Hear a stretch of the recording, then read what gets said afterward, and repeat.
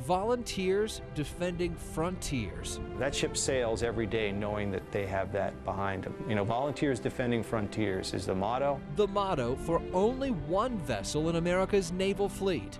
A small, she's the Ferrari of fast attacks, but lethal weapon in the U.S. military arsenal. She's a hunter-killer, so to speak. A submarine named after a small town tucked away in the hills of East Tennessee. For the fact that it flies our flag all over the world, it represents what we're about. A story of determination. It wasn't one or two politicians.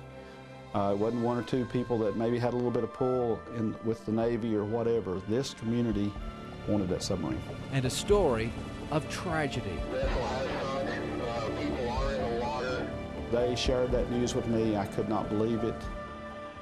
A legacy this ship's crew plans to redefine as they embark on a new mission and begin a new day for the USS Greeneville, Tennessee. From 11 Connects, this is the USS Greeneville Rising. Made possible by Phil Bachman Honda and Phil Bachman Toyota. On board the USS Greeneville, I'm Josh Smith. We are approaching Pearl Harbor, Hawaii, the home of the USS Greeneville, not far from here where we are right now. We have come thousands of miles from home after getting permission from the United States Navy to chronicle the new chapter in the life of this remarkable submarine. It's a story that started back in 1989, not in the beautiful waters of the Pacific Ocean, but in the high green hills of East Tennessee.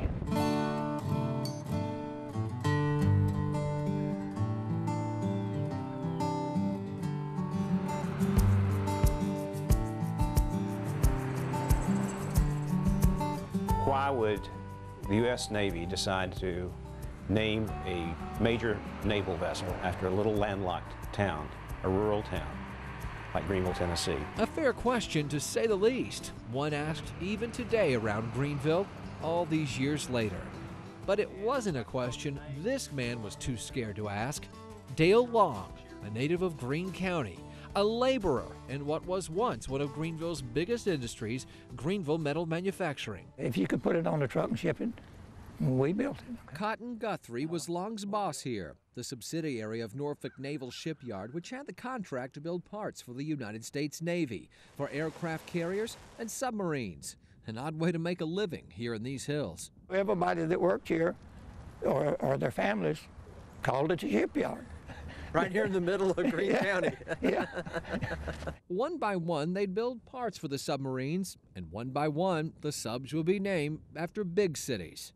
They named ships after San Francisco, Los Angeles, big cities, okay?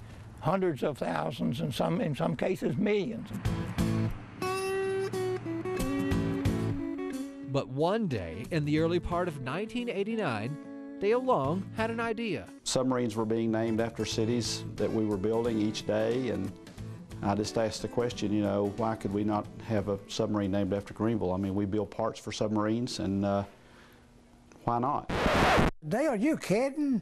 I said, a submarine named after the town of Greeneville? He said, yeah. But eventually, Greeneville Mayor G. Thomas Love loved the idea and called his old friend, longtime United States Congressman Jimmy Quillen, who encouraged a local group to come to Washington, D.C. and do it fast. We knew that it was already pretty much in the hopper that we had cities, larger cities, going after the submarine. A committee formed. At the local newspaper, the Greeneville Sun, the idea began to generate headlines. A sub named after Greeneville? Maybe. My first thoughts, what's the use in this? I'm kind of pragmatic in that, you know, again, why do we need a sub named after our hometown? And I remember one lady said, I don't know why we want a sub named, we're landlocked. But then, something remarkable happened. Dale Long's crazy idea didn't seem so crazy anymore. I thought, you know what? We shouldn't worry so much about whether or not we can do it. We should just get out there and do our best to get it done. Soon, petition drives, and no one could believe it when volunteers collected almost 20,000 names. Really, a whole band of people in the community working together. Everybody was interested in having it and doing something about it. This community wanted that boat. It wasn't one or two politicians.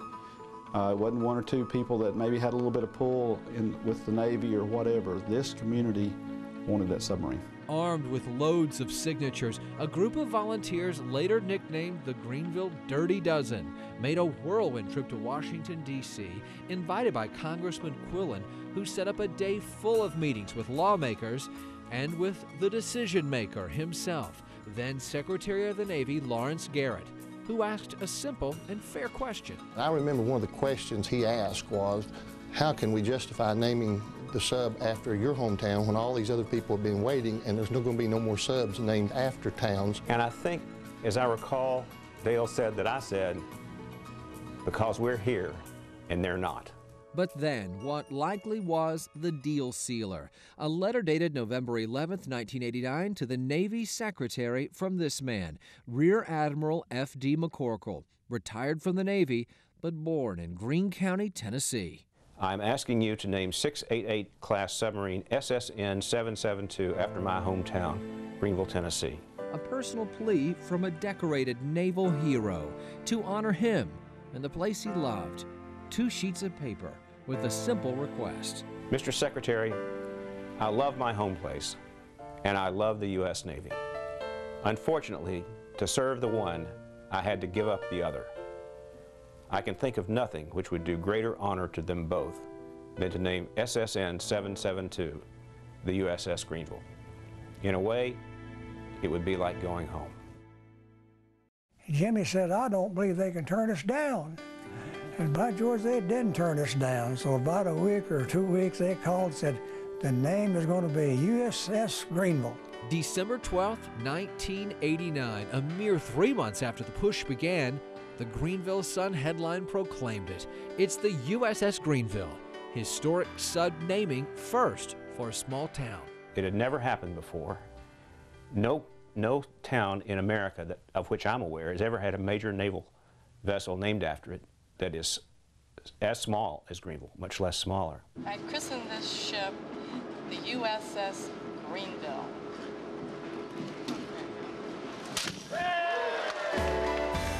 Christened by Tipper Gore in 1994, commissioned in 1996 as part of the U.S. Pacific Fleet, the only submarine named after an American small town. The pride and joy of that town that even got to help build it. It was quite an emotional time because so many of us had invested so much time and energy, and to see that come to a finale was just incredible. It really was.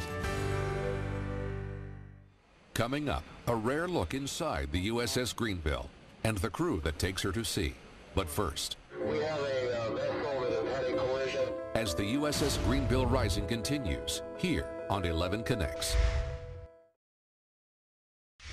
And now, back to the USS Greeneville Rising.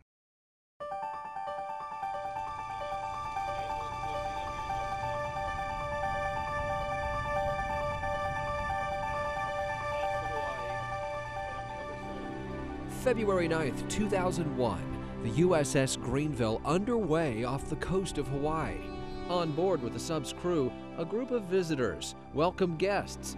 At the helm, Commander Scott Waddell, the captain of the USS Greeneville at the time. With one of the visitors seated at the sub's controls, the USS Greeneville performed what's called a main ballast blow, a move reserved for emergencies and training.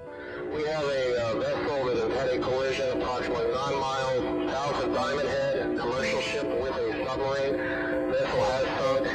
People are in the water. In rough seas, the USS Greeneville crew didn't see it.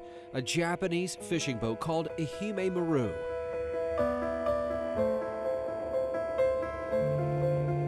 The force of the collision badly damaged the USS Greeneville, visible as she steamed back into Pearl Harbor a few hours later. But far worse was the fate of the Ehime Maru. Shattered by the impact, the boat quickly sank into the depths of the Pacific Ocean.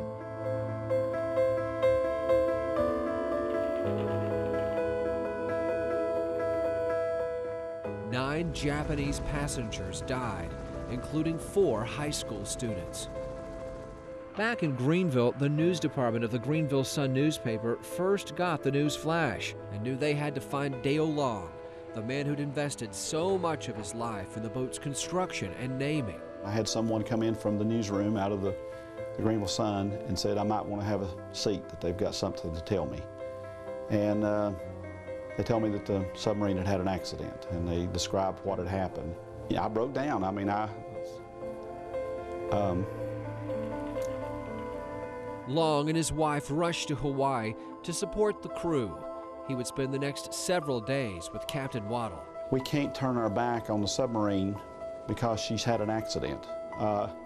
If we're going to be there to support them, we need to be there through the good and the bad. And to turn our back and walk away and say we don't know you is not what we are about in Greeneville, in Greene County. The USS Greeneville limped into dry dock for extensive repairs. Waddle found himself in the middle of an international incident. But instead of placing blame for the incident on others under his command, Scott Waddle said the blame was his and his alone. There is one man alone that is responsible for the safe navigation of the ship, engineering preparedness, accurate gunfire, and the morale of the ship. He is the captain. He is the ship.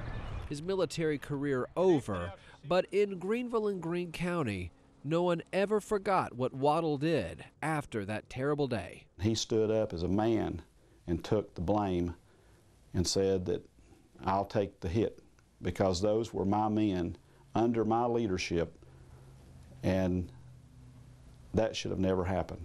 And for that, I say Scott Waddle's a great man. Everybody goes through some adversity in their life, and how you face that adversity and come back are what marks the successful people from the also-rans. Captain Lee Hankins was the Greeneville's first commander after the pain and the shame of February 9th, 2001.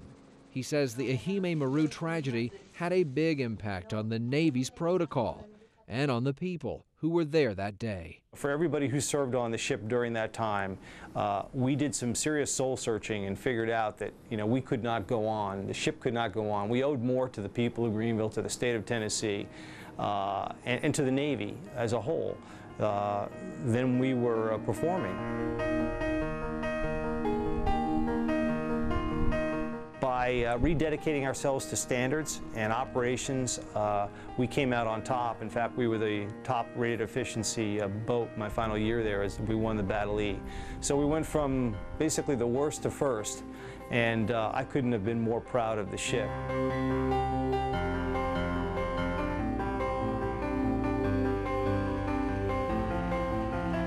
We did it as a result of teamwork, as a result of all the support we got from the city of Greeneville, which we always got. Today, a memorial to the victims of the Ehime Maru stands in Pearl Harbor, a lasting reminder of the USS Greeneville's darkest day. We're here to defend freedom and democracy around the world. A rare look inside the submarine. That's when the USS Greeneville Rising continues.